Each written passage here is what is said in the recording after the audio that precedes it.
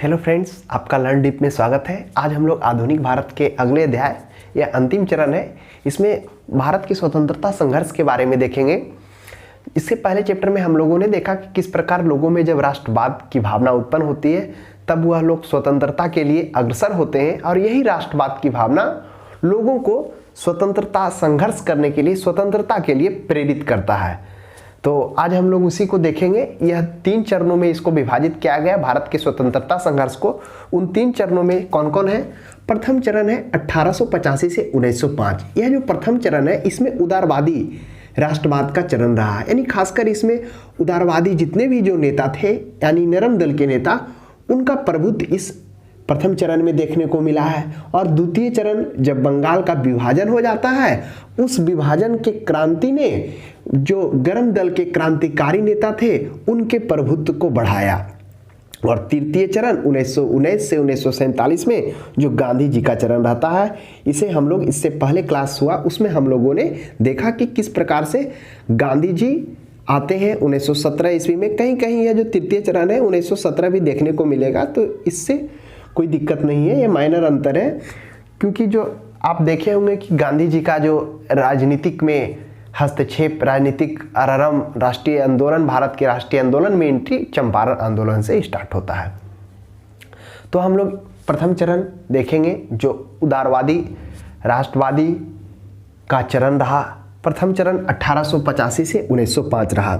इसमें कांग्रेस पर उदारवादी नेताओं में खासकर दादा भाई नौरोजी, व्योमेश चंद्र बनर्जी, गोपाल कृष्ण गोखले, सुरेंद्र नाथ बनर्जी, फिरोज शाह मेहता आदि, इन सभी नेताओं का प्रभुत्व रहा। तो ये जो सभी जो नरम दल के नेता थे, यह अंग्रेजों के सामने प्रार्थना करके, याचना करके, कांग्रेस के माध्यम से याचना करके यह क्या करते थे? अपनी मांग को रखते थे।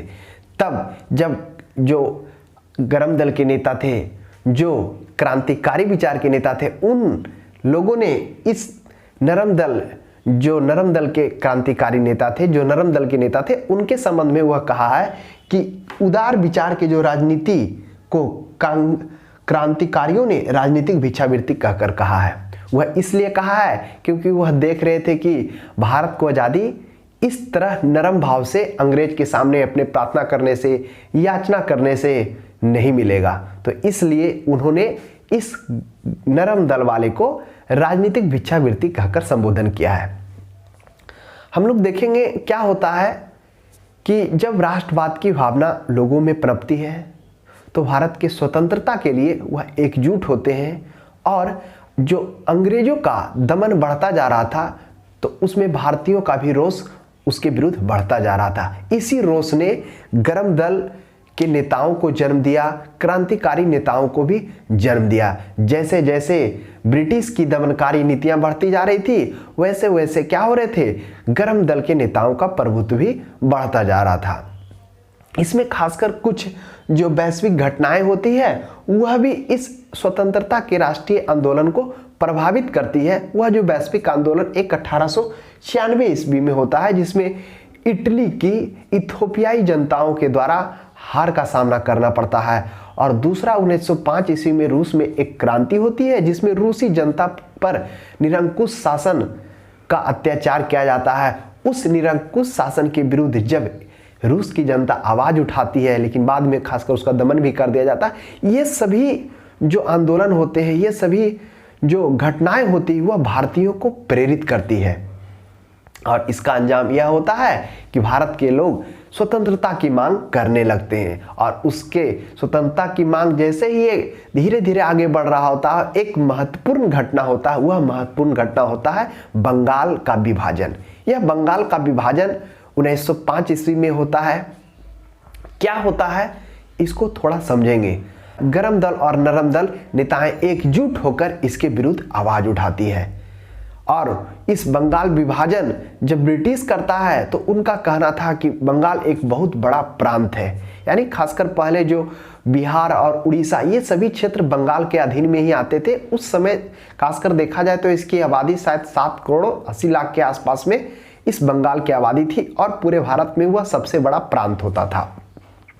अंग्रेजों ने इसके बारे में कहा कि हमें प्रशासनिक में कठिनाइयां होती है, इस प्रशासनिक विभाग को संभालने के लिए हम बंगाल का विभाजन कर रहे हैं। लेकिन उस बंगाल विभाजन करने के पीछे जो उसका मंशा रहता है, फूट डालो और राज करो, यही उसका मंशा रहता है कि क्या किया जाए। इस बंगाल विभाजन को विभाजन कर देने के बाद जो क्रांतिकारी, जो राष्ट्रवादी क्रांतिकारी आवाज उठ रहे हैं, जो गतिरोध पनप रहे हैं बंगाल में, उसको कम किया जाए। तो इसी को सोचकर क्या जाता है, 20 जुलाई को 1905 ईस्वी को क्या क्या था, बंगाल का विभाजन करने का निर्णय लिया जाता है। जब यह निर्णय लिया जाता है तो 7 अगस्त को क्या किया जाता है, टाउन हॉल में एक सभा का आयोजन किया जाता है, जिसमें स्वदेशी आंदोलन और बहिष्कार पर बल दिया जाता है। यानी जैसे ही यह जब पता चलता है भारतीयों को, वह एक सभा का आयोजन करती है जिसमें स्वदेशी और बहिष्कार पर बल देती है। और उसके बाद क्या हो जाता है, 20 जुलाई को निर्णय लिया जाता है और 16 अक्टूबर को क्या क्या था, बंगाल का विभाजन कर दिया जाता है। जब बंगाल का विभाजन कर दिया जाता है तब रविंद्रनाथ टैगोर के द्वारा क्या किया जाता है, पूरे बंगाल में जो हिंदू मुस्लिम थे, एकता, भारतीय एकता के रूप में मनाया जाता है, जन एकता के रूप में, मैत्री दिवस के रूप में मनाया जाता है। हिंदू मुस्लिम एक दूसरे के कलाई पर राखी बांधकर इसका स्वागत करते हैं और जन एकता का संबोधन भी देते हैं और उसका प्रतीक भी देते हैं कि हम अभी भी क्या है, एक है। तो जैसे ही बंगाल विभाजन होता है, भारतीयों में बंगाल में बंगाल के विभिन्न शहरों में, विभिन्न स्थानों में सभाएं तेज हो जाती है, क्रांतिकारी गतिविधियां तेज हो जाती है, लोगों में रोष बढ़ता जाता है। तो उसी बीच जो क्या होते हैं, क्रांतिकारी जो नेता होते हैं, वह क्या करते हैं, स्वदेशी पर बल देते हैं। स्वदेश का मतलब क्या होता था कि वे सभी वस्तुएं जो विदेश के हैं उसको क्या करना, अवहेलना करना, यानी उसको बहिष्कार करना और स्वदेश की वस्तुओं को अपनाना, देश में निर्मित वस्तुओं का खरीदना और उसका इस्तेमाल करना, इस पर जोर दिया जाता है। क्रांतिकारी क्या होते हैं, जो बंगाल के होते हैं, वहाँ पर सब एकजुट होकर ग्रुप बनाकर दुकानों में जाते हैं और वहाँ पर लोगों से अनुरोध करते हैं कि आप विदेशी सामान नहीं खरीदिए। खड़ा होकर ग्रुप में सब क्या करते हैं, लोगों से, ग्राहक से अनुरोध करते हैं कि वह क्या करे, स्वदेशी सामान का इस्तेमाल करे। स्वदेशी का मतलब ही होता था, उनका कहना था कि स्वदेश को अपनाने से क्या होगा, भारतीय व्यापार में, भारतीय उद्योग धंधे को बढ़ावा मिलेगा। इस तरह से क्या कि क्रांतिकारी उसमें भाग लेने लगते हैं। और उसके बाद जैसे ही जब वह क्रांतिकारी भाग लेना स्टार्ट करते हैं, उसका स्वदेश पर बल देना स्टार्ट करते हैं और बहिष्कार का मतलब वे सभी जो ब्रिटिश के सामान है, ब्रिटिश वस्तुएं हैं, जिनका संबंध ब्रिटिश से, हुए सभी को बहिष्कार करने लगते हैं। लास्ट में ऐसा बहिष्कार और स्वदेश का अर्थ निकल जाता है। स्वदेश के मतलब वे सभी जो भारतीय हैं स्वदेश कहलाने लगे और बहिष्कार वे सभी जो ब्रिटिश से संबंधित है, वह बहिष्कार के रूप में उसको देखा जाने लगा। उसके बाद क्या हुआ, इस बंगाल विभाजन के बाद गरम दल और नरम दल एकजुट होकर ब्रिटिश के विरुद्ध आंदोलन करना स्टार्ट करते हैं। उसके बाद 1905 ईस्वी में वाराणसी में एक कांग्रेस का अधिवेशन होता है, जिसकी अध्यक्षता लाला लाजपत राय के द्वारा की जाती है। इस आंदोलन में, इस अधिवेशन में स्वराज्य और बहिष्कार पर जोर दिया जाता है। जो गरम दल के नेता थे, जो गरम दल का नेतृत्व कर रहे थे, वह स्वदेशी और बहिष्कार इन पर विशेष बल देते हैं। तो इन क्या होता है, और जो गरम दल और नरम दल के बीच क्या होता है, मतभेद भी बढ़ता जाता है, क्योंकि यह जो बहिष्कार का प्रयोग जो गरम दल के द्वारा किया जा रहा था, उनका नरम दल का मानना था, यानी जो मतभेद का कारण क्या था कि जो गरम दल और नरम दल थे, जो गरम दल बहिष्कार का जो उपयोग कर रहे थे, इन सिद्धांत पर चल रहे थे, नरम दल का कहना था कि इस बहिष्कार का उपयोग विशेष परिस्थिति में विशेष उद्देश्य के लिए किया जाना चाहिए, ब्रिटिश के विरुद्ध हर समय इसका प्रयोग नहीं किया जाना चाहिए। ये नरम दल वालों का मानना था। और जबकि जो गरम दल के थे, वह चाहते थे इस बहिष्कार को विश्व भारत व्यापी बनाना, और वह क्या कर रहे थे, देशव्यापी बनाना चाह रहे थे इस आंदोलन को, लेकिन जो नरम दल थे वह नहीं चाह रहे थे। तो इसको लेके क्या हो गया, विभिन्न स्कूलों में, विभिन्न कॉलेजों में, विश्वविद्यालयों में, महाविद्यालयों में इसका विरोध किया गया। लोग क्या करने लगे, एकजुट होकर दुकानों में, दुकानों के सामने जाकर, दुकान के पास जाकर लोगों से अनुरोध करने लगे कि वह ब्रिटिश सामान को ना लें। तो इस तरह से यह बहिष्कार क्या हो गया, धीरे धीरे पूरे जो बंगाल में था, हर एक शहर, हर एक जगह देखने को मिल रहा था। उसी बीच क्या होता है, और दूसरा क्या होता है, जो नरम दल के नेता थे, जो नरम दल का नेतृत्व कर रहे थे, दूसरा क्या था उनका मानना, जो गरम दल के नेता थे वो इस आंदोलन को पूरा देशव्यापी बनाना चाह रहे थे। लेकिन जो नरम दल के नेता थे वह, यानी कहने का मतलब जो नरम दल के नेता थे वह इस आंदोलन को बंगाल तक सीमित रखना चाह रहे थे, लेकिन गरम दल के नेता इस आंदोलन को देशव्यापी बनाना चाह रहे थे। तो दूसरा यह भी वजह रहता है, तो गरम दल और नरम दल के बीच जो दूरियां रहती है वह बढ़ते जाता है। और 1906 ईस्वी के कलकत्ता का अधिवेशन, जिसकी अध्यक्षता कलकत्ता में की जाती है, इस अधिवेशन में क्या किया जाता, इस स्वराज्य और बहिष्कार को क्या क्या था, अपनाया जाता। और कांग्रेस क्या करता, एक प्रस्ताव के जरिए इस बहिष्कार आंदोलन को क्या करता है, स्वीकार करता है, और स्वराज्य को वह क्या करता है, लक्ष्य घोषित करता है। तो कांग्रेस के द्वारा 1906 के कलकत्ता अधिवेशन में स्वराज्य की लक्ष्य प्राप्ति की घोषणा की जाती है। उसके बाद क्या होता है, यह जो गरम दल और नरम दल थे, दोनों के बीच में दूरियां भी बढ़ रही थी। और ठीक क्या होता है, 1907 ईस्वी का सूरत अधिवेशन होता है। इस अधिवेशन में क्या होता है, जब सूरत का अधिवेशन होता है तो इस अधिवेशन में जो गरम दल और नरम दल के अलग होने का मुख्य जड़ रास बिहारी बोस होते हैं। क्या होता है कि सूरत का जो अधिवेशन होता है, इस अधिवेशन में गरम दल के जो नेता रहते हैं वह लाला लाजपत राय को अध्यक्ष बनाना चाहते हैं, लेकिन जो नरम दल के नेता होते हैं वह रास बिहारी बोस को बनाना चाहते हैं। और अंततः रास बिहारी बोस ही इस अधिवेशन की अध्यक्षता करते हैं।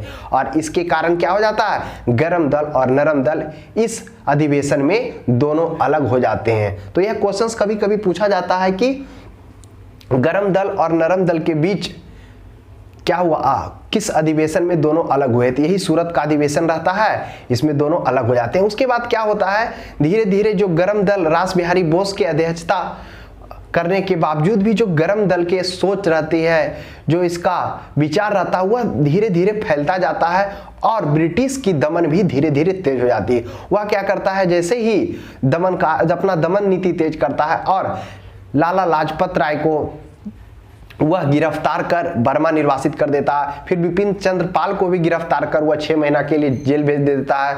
उसके बाद बाल गंगाधर तिलक को भी 6 महीना के लिए, बाल गंगाधर तिलक को भी 6 साल के लिए बर्मा निर्वासित कर दिया जाता है, यानी जेल भर दिया जाता है। जब बाल गंगाधर तिलक को गिरफ्तार किया जाता है तो इसके विरोध में जो मुंबई के मजदूर रहते हैं वह हड़ताल भी करते हैं। और इसके बाद क्या होता है, इस तरह से जो गरम दल के नेता थे, जो गरम दल का नेतृत्व कर रहे थे, उसे ब्रिटिशर्स बहुत हद तक कुचलने का भी प्रयास करती है। और उसी के बाद वह क्या करती है, 1909 ईस्वी में मॉर्ले मिंटो सुधार लेकर आती है। यह मॉर्ले मिंटो सुधार एक तरफ से नरम दल के नेताओं को संतुष्ट करने के लिए लाया गया था, और दूसरी तरफ जो गरम दल के नेता थे, जो गरम दल का नेतृत्व कर रहे थे, उसे कुचलने के लिए लाया गया था। क्योंकि इस मॉर्ले मिंटो सुधार के तहत क्या कर दिया गया, जो प्रतिनिधि केंद्रीय विधान परिषद जो प्रतिनिधि मंडल था, इसमें सदस्यों की संख्या बढ़ा दी गई, लेकिन जो निर्वाचित सदस्य थे उनकी संख्या कम ही रखी गई। उसके बाद इसमें और क्या किया गया, जो मुसलमानों के लिए कुछ सीट था उसको आरक्षित कर दिया गया, यानी उस पर उनको निश्चित कर दिया गया। तो इस तरह से मुसलमानों के लिए कुछ सीट को आरक्षित कर दिया गया। तो इसका जब 1909 ईस्वी का जो कांग्रेस का अधिवेशन होता है, इस अधिवेशन में कांग्रेस क्या करती है, वह जो विधानसभा में परिषदों की संख्या बढ़ाई जाती है इसको वह स्वीकार करता है। लेकिन इस प्रकार से जो कुछ मुसलमानों के लिए जो क्या किया गया था, जिस मुसलमानों के प्रतिनिधि के लिए जो निश्चित सीट किए गए थे, इसका वह विरोध करता है। तो इस तरह से जो मुसलमानों के प्रतिनिधित्व के लिए जो निश्चित सीट किया गया था उसका विरोध करता है। और उसके बाद क्या होता है कि 1911 ईस्वी में इस आंदोलन को लेकर जो विरोध कर रहा होता है, 1911 का दिल्ली दरबार होता है जिसमें जॉर्ज पंचम और तथा रानी के द्वारा क्या किया जाता है, 2 सुधार किए जाते हैं। पहला सुधार होता है कि जो बंगाल विभाजन किया जाता है उसको रद्द कर दिया जाता है, और दूसरा जो होता है वह क्या किया जाता है, ब्रिटिश भारत की राजधानी कलकत्ता से बदलकर दिल्ली कर दिया जाता है। इस तरह से दिल्ली 1 अप्रैल 1912 ईस्वी को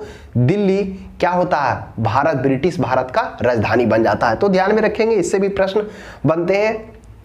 और ठीक इसके बाद एक किंग्सफोर्ड, उनके एक वो भी कांड होता है, किंग्सफोर्ड का कांड होता है जिसमें 1908 ईस्वी में किंग्सफोर्ड पर बम फेंकने का एक समिति बनाया जाता है रास बिहारी बोस और प्रफुल्ल चाकी के द्वारा। तो वह आगे भी देखने को मिलेगा। तो इस तरह से हम लोगों ने देखा किस प्रकार से जो प्रथम चरण होता है जो 1885 से 1905 ईस्वी में, जिसमें उदारवादी राष्ट्रवाद का चरण रहता है, लेकिन जब द्वितीय चरण 1905 से 19 में आता है, किस प्रकार से क्रांतिकारी इस नेतृत्व को अपने हाथ में लेने लगते। तो इसका हम लोगों ने एक प्रकार से देखा, इनसे कुछ जो ऑब्जेक्टिव बन सकते हैं थोड़ा ध्यान देंगे। हम लोगों ने देख लिया कि वायसराय उस टाइम करजन थे, विभाजन 16 अक्टूबर को हुआ था और शोक दिवस इसी दिन को मनाया गया था, लेकिन विभाजन का निर्णय 20 जुलाई 1905 ईस्वी को लिया गया था, जो हम लोगों ने भी चर्चा किया कि 20 जुलाई को निर्णय लिया जाता है और 7 अगस्त को टाउन हॉल में एक सभा का आयोजन किया जाता है और स्वराज्य आंदोलन का भी स्टार्ट किया जाता है। तो ध्यान में रखेंगे। उसके बाद विभाजन का रद्द 1911 ईस्वी में हॉर्डिंग द्वितीय के शासनकाल में किया जाता है। उसके बाद और कारण क्या होता है ये भी हम लोगों ने चर्चा किया। उसके बाद क्या होता है जो कारण हम लोगों ने देखा, उसके बाद देखा कि क्या होता है जो बंगाल का विभाजन होता है उसमें ब्रिटिशर्स कहता है कि हम क्या कर रहे हैं, बंगाल का विभाजन इस वजह से क्योंकि प्रशासनिक देखभाल करने में कठिनाइयां हो रही है, इसके कारण वह प्रशासनिक, लेकिन उसका जो वास्तविक उद्देश्य रहता है क्या करना, उस राष्ट्रवाद जो क्रांतिकारी आंदोलन उठ रहे थे उसको कमजोर करना और उसको तोड़ना। तो इस तरह से फूट डालो राज करो का भी वह नीति अपनाता। और 7 अगस्त 1905 को विरोध में स्वदेशी बंग भंग आंदोलन स्टार्ट होता है, जो हम लोगों ने यहाँ पर देखा, यही टाउन हॉल में किया जाता है स्वराज्य आंदोलन का स्टार्ट। 1906 में मुस्लिम लीग का भी गठन किया जाता है इस वजह से, ताकि वह 1905 के बंगाल विभाजन को सही साबित कर सके। फिर कांग्रेस में सूरत का विभाजन होता है, जो हम लोगों ने देखा। इसमें हम लोगों ने क्या देखा, जो कांग्रेस का अधिवेशन होता है 1907 ईस्वी में, इसमें क्या होते हैं जो गरम दल और नरम दल होते हैं वह अध्यक्षता को लेकर रास बिहारी बोस लेकर, दोनों में क्या होता है खींचातानी भी होता है। जो गरम दल चाहते हैं वह चाहते हैं कि लाला लाजपत राय को बनाया जाए, और जो नरम दल के होते हैं वह रास बिहारी बोस को कहते हैं। अंततः रास बिहारी बोस ही बनते हैं। उसके बाद कांग्रेस का विभाजन हो जाता है गरम दल नरम दल में। फिर द्वितीय चरण होता है 1905 से 1920 में, बाल गंगाधर तिलक, लाला लाजपत राय, बिपिन चंद्र पाल और अरविंद घोष। क्या होता है, जैसे ही अधिवेशन होता है, कौन 1907 का सूरत अधिवेशन समाप्त होता है, उसके बाद बाल गंगाधर तिलक को क्या कर दिया जाता है, इनको 6 साल के लिए बर्मा भेज दिया जाता है। फिर लाला लाजपत राय को भी क्या कर दिया है, यहाँ से जेल निर्वासित कर दिया जाता। बिपिन चंद्रपाल को 6 महीने के लिए भी जेल भी बंद करता, और बाल गंगाधर तिलक को जब जेल में डाला जाता तो उसके विरुद्ध में जो मुंबई के मजदूर थे वह हड़ताल भी करते हैं। उसके बाद इनका जो मुख्य उद्देश्य रहता है, क्या मुख्य उद्देश्य रहता है, स्वराज्य की प्राप्ति। हम लोगों ने देखा कि किस तरह से 1906 ईस्वी का जो अधिवेशन होता है कलकत्ता में, इस अधिवेशन में कांग्रेस भी इस स्वराज की प्राप्ति को क्या करती है, मानती है और अपना लक्ष्य भी रखती है। तो मुख्य उद्देश्य जो गरम दल का रहता है स्वराज्य की प्राप्ति को लेकर। फिर बाल गंगाधर तिलक के द्वारा 1893 ईस्वी में गणपति उत्सव भी मनाया जाता है, 1895 ईस्वी में शिवाजी महोत्सव। यह भी प्रश्न कभी कभी पूछता है कि महाराष्ट्र में गणपति उत्सव का आयोजन किनके द्वारा किया गया था, तो यह बाल गंगाधर तिलक के द्वारा किया गया था, ध्यान में रखेंगे, और शिवाजी महोत्सव भी। उसके बाद 1897 ईस्वी में जो पहला क्या होता है, राजनीतिक हत्या यहाँ से स्टार्ट हो जाता है। दामोदर चापेकर और बालकृष्ण चापेकर ने प्लेग कमिश्नर मिस्टर रैंड और एस्टर्ड की हत्या 1897 ईस्वी में कर देते हैं। तो उसके बाद क्या होता है, तिलक ने इस घटना को केसरी में इसकी तुलना शिवाजी द्वारा अफजल खां की हत्या से की है। जिस प्रकार शिवाजी अफजल खां की हत्या करते हैं उसका तुलना यहाँ पर दामोदर चापेकर और बालकृष्ण चापेकर से करते हैं। उसके बाद 1904 ईस्वी में बीडी सावरकर ने गुप्त सभा के रूप में अभिनव भारत की स्थापना की। यह जो थे गुप्त रूप से क्या कर रहे थे, क्रांतिकारियों को हथियार चलाना गोला बारूद बनाना, इन सभी गतिविधियों को यह सिखा रहे थे। तो यह जो अभिनव भारत की स्थापना बीडी सावरकर के द्वारा 1904 ईस्वी में महाराष्ट्र में की गई। उसके बाद 1907 ईस्वी में वरिंद्र घोष और भूपेंद्र दत्त के द्वारा अनुशीलन समिति का गठन किया गया। यह बंगाल में किया गया। यह भी कुछ ऐसे क्रांतिकारी संगठन बन रहे थे जो सशस्त्र माध्यम से अंग्रेजों को चुनौती देना चाहते थे।